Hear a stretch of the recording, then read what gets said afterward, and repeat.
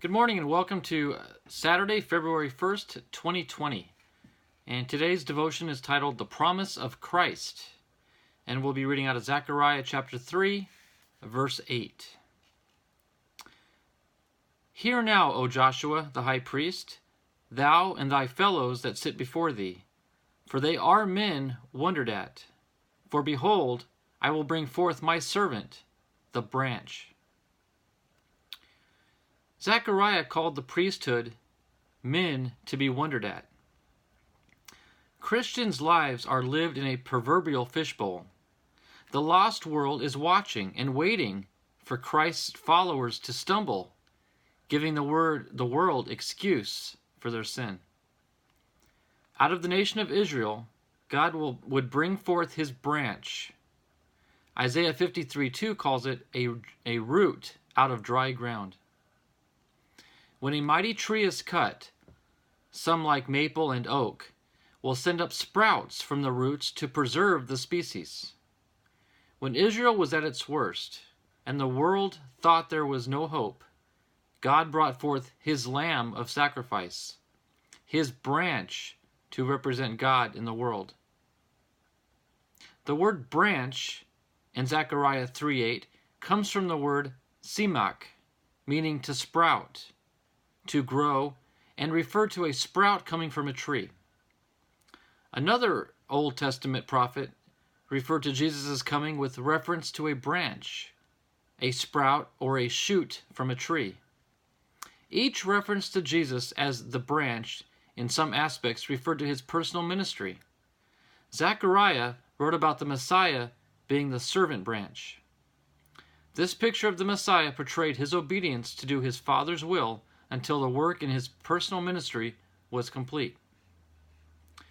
The Gospel of Mark in the New Testament presented Jesus as the servant. Mark recorded the words of Jesus in Mark 10:44 and 45, where he said, "Whosoever of you will be chiefest shall be servant of all. For even the Son of Man came not to be ministered unto, but to minister, and to give his life a ransom for many."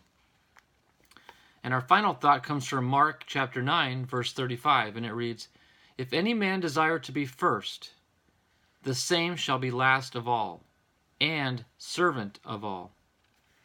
You know, this devotion reminds me of a good military leader, for example.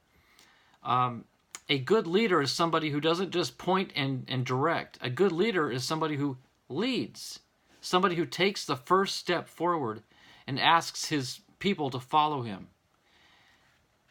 In a sense, the leader is actually doing the same work as the followers, but preceding them. And to be a guide and a leader in all directions. And that's what Jesus is in our life. Jesus is our leader. He's not sitting back on his throne pointing and directing. Jesus is down with us on the earth, pointing, guiding, and directing us. In fact, Jesus came to the earth to sacrifice himself for us. Other religions have these gods that just sit back and dictate and have authority over all and rule over all, but do nothing for their people.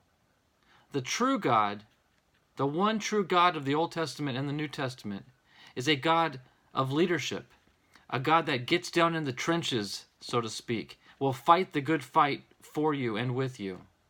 That's the sign of a good leader. That's the sign of a good God.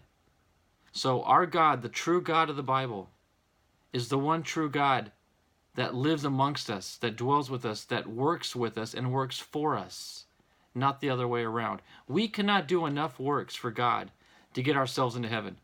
There's nothing we can do worthy of his praise.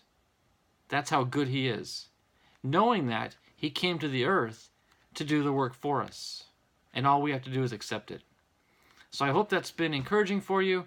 It sure has been to me. It makes me feel a little lighter, like I don't carry so much burden and expectations on my shoulders. The Lord's already done the work for you.